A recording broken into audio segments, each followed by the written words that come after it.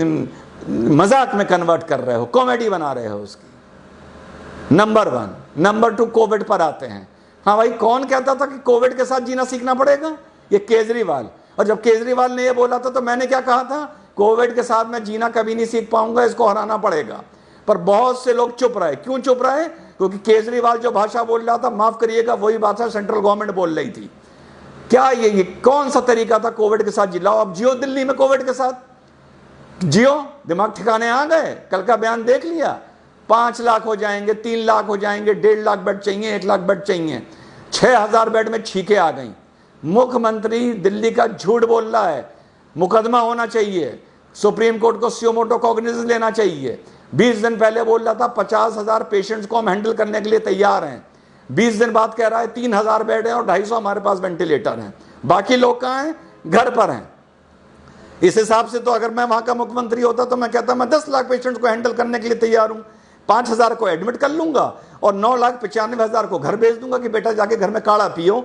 और जब सांस फूलने लगेगा और फोन करोगे तो एम्बुलेंस लेने आएगी नहीं, फिर वीडियो बना बना के वायरल करना। शर्म आनी चाहिए हम लोगों को।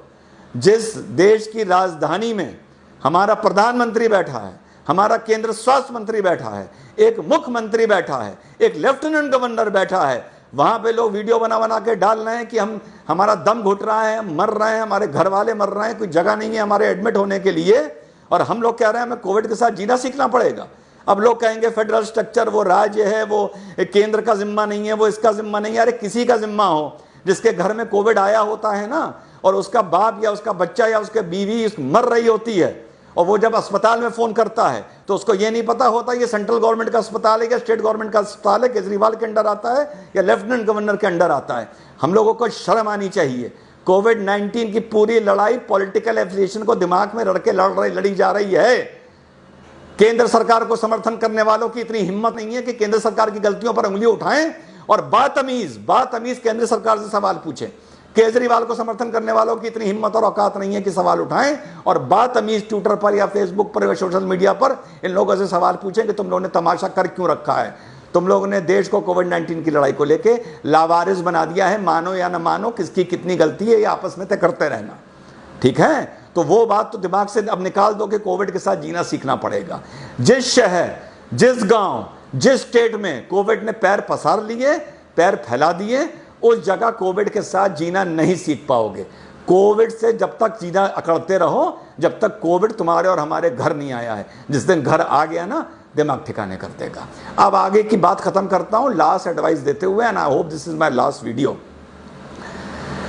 इतने बेड चाहिए, इतने पेशेंट चाहिए, इतने डॉक्टर्स कहां से लाओगे? जो डॉक्टर्स हैं बेचारे पहले ही थके हुए हैं। प्राइवेट नर्सिंग होम दुकान खोल के बेशरम बैठे हैं, ठीक? इतने डॉक्टर्स कहां से लाओगे? सजेशन दे रहा हूं गवर्नमेंट को, और कहां से उठा के लाया हूं सजेशन को ये आखिर में बताऊंगा। 4th ईयर के जो बच्चे MBBS में हैं उनको उठा लीजिए अभी से। कोविड की लड़ाई कम से कम 1 साल चलेगी। मान लीजिए 5 साल का कोर्स होता है। 4th ईयर जो पास आउट कर गए हैं वो लगभग डॉक्टर बन गए हैं। 1 साल का स्पेशलाइजेशन कोर्स उनका बचा हुआ है, ठीक? बेसिक चीजें उनको सब आती हैं। कोविड की लड़ाई में हमको स्पेशलाइज चीजें लेनी चाहिए। BP लेना, इंजेक्शन लगाना, दवाई देना, वेंटिलेटर लगाना, पल्स देखना, टेम्परेचर देखना, वगैरह वगैरह वगैरह। इससे ज़्यादा ज़रूरत नहीं होती। जो लोग होम आइसोलेशन में, घर में अगर एम्बुलेंस जा रही है उनको चेकअप के लिए जाना, विजिट करना, लैब्स में ड्यूटी लगाना। इन लोगों को, बच्चों को, 4th ईयर के बच्चों को उठाइए, कोविड की लड़ाई में इनको इन्वॉल्व करिए। बीच की पढ़ाई इनकी 4th ईयर के बाद ब्रेक करिए। अभी जो सेशन शुरू हो रहा है, एक झटके में हिंदुस्तान में हजारों डॉक्टर खड़े हो जाएंगे। अलग अलग इनकी ड्यूटी लगाइए। साल भर के बाद, आफ्टर 1 ईयर मीन्स जून 2021 में ये अपने कोर्सेज को कंप्लीट करने के लिए उससे फिर से ज्वाइन करेंगे। और जो ये 2021 में पास आउट होते हैं, अब ये 2022 में पास आउट होंगे। इस दौरान आप इनको जो भी नाम देना चाहें वो दीजिए, जो अच्छा रिस्पेक्टेबल स्टाइपेंड देना चाहें वो दीजिए। जब ये 2021 में अपने जूनियर बैच को ज्वाइन करेंगे और 2022 में पास आउट होके निकलेंगे, 2021 में पास आउट होना चाहिए था अगर 2020 से लास्ट ईयर शुरू होता, समझिएगा मेरी बात। पास आउट होके निकलेंगे, लेकिन इनको डीम्ड पास आउट इन 2021 ही माना जाएगा। Deemed is a legal term, it is a constitutional term. Deemed pass out 2021, actual pass out 2022। और जब ये पास आउट होकर निकलेंगे तो इनके पास 1 साल का देश सेवा का एंड गवर्नमेंट जॉब का उस टाइम एक्सपीरियंस होगा। So they will have an experience of 1 year. जो मेडिकल रेगुलेशन बोलता है कि आपको 1 साल गवर्नमेंट के लिए काम करना पड़ेगा, plus they will have a degree and plus and later of certificate of appreciation and a medal of appreciation, जो पूरी जिंदगी इन लोगों के काम आएगा। एक झटके में हम इस देश में हजारों डॉक्टर 1 महीने की ट्रेनिंग के बाद खड़े कर सकते हैं। ना उनका ईयर वेस्ट होगा, उनके फेदर इन द कैप लगेगा, उन्हें देश सेवा का मौका मिलेगा। हमारे डॉक्टर्स की हेडेक खत्म हो जाएगी, नंबर ऑफ डॉक्टर्स की। वो हमारे मेन डॉक्टर्स को मौके पे सब्स्टिट्यूट कर सकते हैं, ताकि हमारे जो मेन डॉक्टर्स हैं वो टायर आउट ना कर जाएं, वो फटीक आउट ना कर जाएं। ये आइडिया मेरे दिमाग में कहाँ से आया? ये काम किया था ब्रिटेन ने वर्ल्ड वॉर 1 में।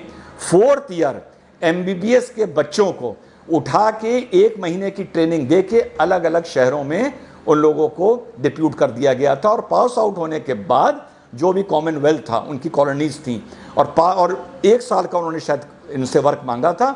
उसके बाद वापस लोगों को कोर्स में इनरोल कर लिया गया था और डॉक्टर की डिग्री दे दी गई थी। ये बात मुझे कैसे पता?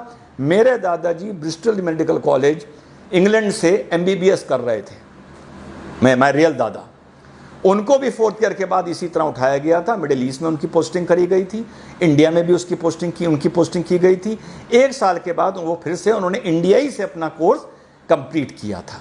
This was the out of box idea जो ब्रिटिशर्स ने इंप्लीमेंट किया था।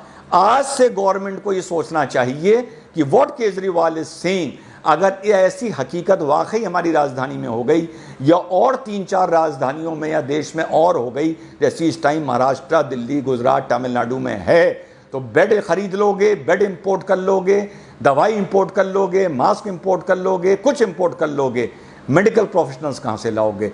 आज से गवर्नमेंट को ये इंप्लीमेंट करना चाहिए, ताकि जून एंड या जुलाई आते आते हमारे पास मेडिकल ग्रेजुएट्स की एक फोर्स हो और वो इस लड़ाई में शामिल हों।